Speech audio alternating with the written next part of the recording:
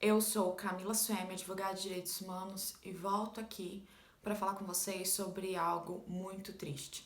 Vocês viram o que aconteceu na data de ontem, e essa é a realidade retratada no Brasil das escolas do século XXI. Nós temos um ataque a uma creche em Blumenau que matam crianças a machadadas. E nós temos uma invasão na Escola da Maré, no Rio de Janeiro, feita por traficantes, e em seguida a polícia entra nessa escola para prender esses traficantes. O que eu fico pensando é que uma tragédia poderia ter acontecido ali também. Balas, sejam dos traficantes, sejam dos policiais, poderiam ter ceifado a vida das crianças ali na Maré.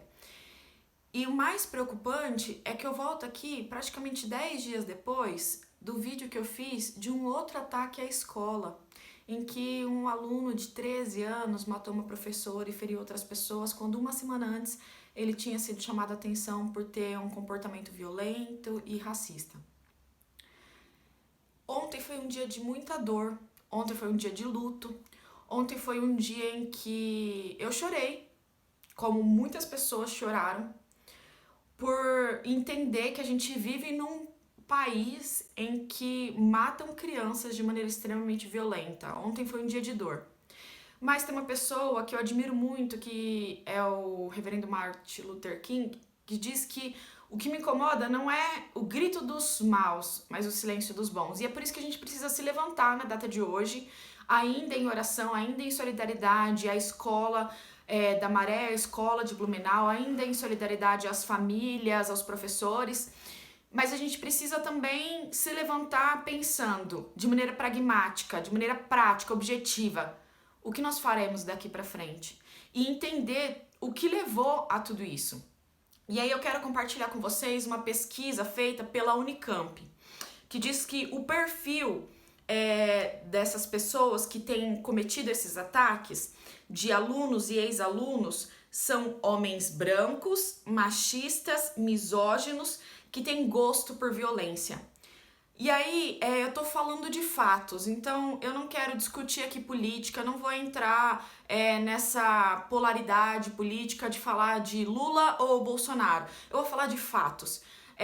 A gente sabe que o último governo do Bolsonaro foi um governo que fomentou o armamento, que legitimou a violência, que corroborou com a barbárie, que incentivou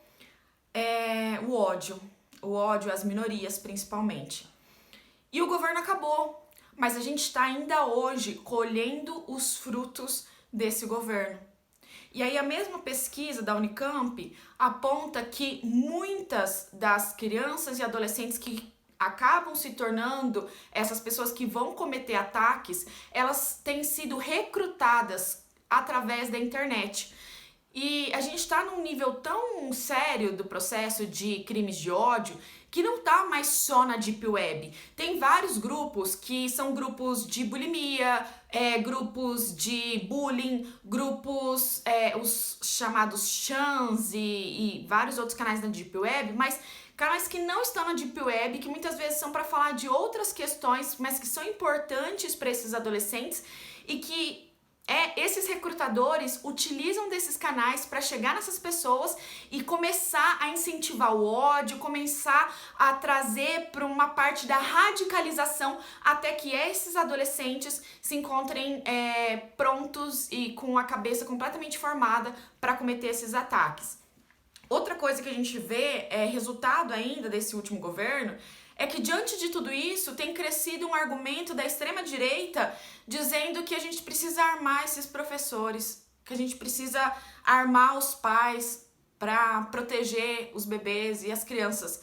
Não foram as armas que protegeram ontem. Uma professora em Blumenau trancou os bebês dentro de uma sala. Esses são os heróis do dia a dia, os professores. A gente precisa procurar uma melhor forma de trabalho para esses professores e para todos que atuam na área da educação. E eu não estou falando só de salário digno, eu estou falando de condições melhores de trabalho. A gente precisa levar uma forma de educação antirracista, antixenofoba, anti-xenófoba. A gente precisa levar discussões para dentro da sala de aula. A gente precisa ter mais psicólogos e psicopedagogos dentro das escolas para atender esse tipo de criança e de adolescente, para trazer as orientações corretas, para que eles se sintam acolhidos nos lugares devidos e não procurem esses lugares na internet.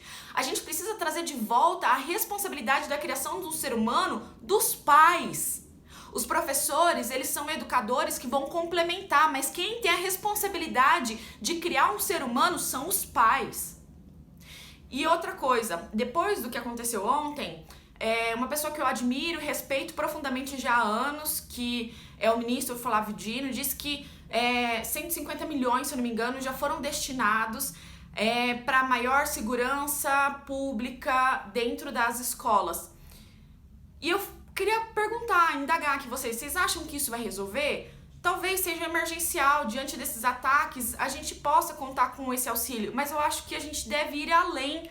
E aqui eu faço um pedido mesmo ao ministro e ao presidente Lula, porque a gente tem que combater tudo isso, a gente tem que combater de maneira estratégica, a gente tem que investir na inteligência para estar nesses espaços da internet, para se infiltrar nesses lugares, prender essas pessoas, acabar com esses grupos. Mas eu digo mais, durante o governo de transição, foi entregue um documento, um relatório chamado O Extremismo de Direita entre Adolescentes e Jovens do Brasil, Ataques às Escolas e Alternativas para a Ação Governamental. E o que foi feito desse relatório? Ele foi analisado? Ele foi estudado? Vamos fazer audiência pública, vamos chamar o pessoal da educação, o pessoal da segurança, vamos discutir sobre isso. E Hannah Arendt, que é uma pessoa que eu admiro muito, no seu livro Eichmann em Jerusalém, um relatório sobre a banalidade do mal, ela diz que, abre aspas, o problema com Eichmann era precisamente que muitos eram como ele, e que muitos não eram nem pervertidos, nem sádicos, mas eram, e ainda são, terrivelmente normais, do ponto de vista de nossas instituições legais e de nossos padrões morais de julgamento. Essa normalidade era muito mais assustadora do que todas as atrocidades juntas, conclui Hannah Arendt. E o que eu quero dizer, nesses ataques, quando a gente está falando de adolescentes, a gente já discutiu o que a gente pode fazer com eles. Mas quando a gente está falando de adultos, de terceiros, que não são ex-estudantes, que não são estudantes, a gente precisa entender que muitos foram cooptados por esse discurso de ódio, que muitos tiveram sua cabeça feita. E que são pessoas normais, pessoas que você não vê um comportamento psicótico, pessoas que você admira do ponto de vista moral, pessoas que caminham do seu lado. Augusto Boal disse que a Terceira Guerra Mundial ela virá de questões ideológicas. E será que a gente já não está vivendo isso? A extrema-direita tem fomentado esse discurso de ódio. O que a gente viu em Blumenau, o Sul é onde mais crescem o número de células nazistas no Brasil. Olha o que aconteceu.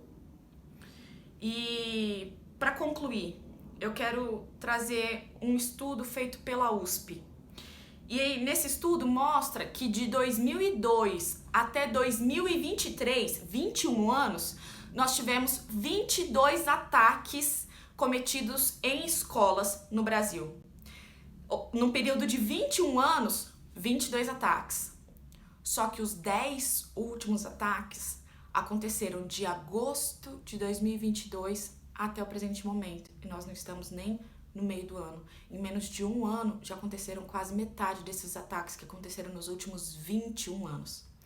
Esse estudo da USP ainda mostra que de 2012 até 2022, nesses 10 anos, 34 ataques foram evitados. Desses 34 ataques em 10 anos, 22 foram só no último ano de 2022. A gente está lidando com um discurso de ódio, com uma população extremamente violenta e com argumentos de extrema-direita dizendo que precisam se armar. E aí eu quero concluir com uma frase que me impactou muito. Talvez por eu ser cristã. E justamente por ser cristã, ser contra o armamento. Um dos pais das vítimas do ataque de ontem de Blumenau disse que muitas pessoas têm pedido pela morte da pessoa que cometeu. E aí, seguindo as diretrizes, a gente não vai falar nomes, nem trazer símbolos ou imagens das pessoas que cometeram esses ataques, mas eu quero focar na frase desse pai. Esse pai concluiu dizendo na entrevista: eu não quero a morte dele, porque eu sou cristão. É isso. A gente precisa tomar medidas preventivas, cuidar de uma sociedade que está extremamente adoecida, para que a gente possa viver daqui para frente, buscando uma sociedade mais pacífica, mais igualitária. Nos últimos anos, a gente viu a pandemia do coronavírus, que ceifou muitas vidas. Com os dados que eu trouxe aqui para vocês, vocês percebem que tem se alastrado pela nossa sociedade esse discurso de ódio, tão capaz de ceifar vidas como uma pandemia.